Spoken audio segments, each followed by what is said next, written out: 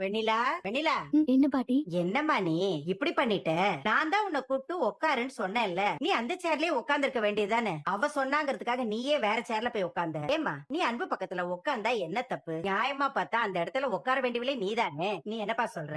உண்மைதாமா. பாட்டி ப்ளீஸ் இந்த மாதிரி எல்லாம் பேசாதீங்க. இல்லம்மா, என் மனசுல இருக்கிற வேதனை உனக்கு புரியாது. இந்த சிவகாமி சொன்னதை நம்பி தகுதி இல்லாத ஒருத்திய அன்புக்கு கட்டி வச்சிட்டோம். பாட்டி அவளை அப்படியெல்லாம் சொல்லாதீங்க. எனக்கு ரொம்ப கஷ்டமா இருக்கு. அவளை நீங்க சரியா புரிஞ்சுக்கலன்னு நினைக்கிறேன். ப்ளீஸ் பாட்டி இந்த பேச்ச இதோட விட்டுருங்க. இல்லம்மா, என் மனசுல ஒரு விஷயம் தோணுனதுக்கு அப்புறம் அதை எப்படிம்மா பேசாம இருக்க முடியும்? எனக்கு என்னமோ அன்புக்கு நீதான் எல்லா விதத்திலயும் பொருத்தமானவன்னு தோணுது. பாட்டி வேண்டாம், இதுக்கு மேல நான் எதையுமே புரிஞ்சுக்க விரும்பல. நீங்க இப்ப சொன்னதை கேட்கவே என் மனசு ஒரு மாதிரி கூசுது. என்ன விட்டுருங்க. ஒரு நிமிஷம், நான் சொல்றதை கேட்டுட்டு போமா. உனக்குதாம்மா புரியல.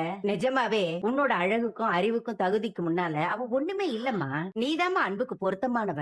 இல்ல பாட்டி, என்னை விட எல்லா வகையிலும் கண்மணி தான் உயர்ந்தது. அவதான் அன்புக்கு பொருத்தமானது. என்னமா இவ இவ்வளவு தெளிவா இருக்கா? இப்படி இருந்தா நம்ம பிளான் ஒர்க் அவுட் ஆகுது போல இருக்கே. உனக்கு பொண்ணுங்களை பத்தி தெரிஞ்சது அவ்வளவுதான். இப்பதானே அவ மனசுல பத்த வச்சிருக்கோம். அது கொஞ்சம் கொஞ்சமா பத்திக்கிட்டு எரியும். அன்பை இவளுக்கு கட்டி வைக்கிறதுக்கு நாம முயற்சி பண்ண வேண்டாம். இவளே நம்மளை விட அந்த வேலையை வேகமா செஞ்சிருவா. அது நடக்குமா?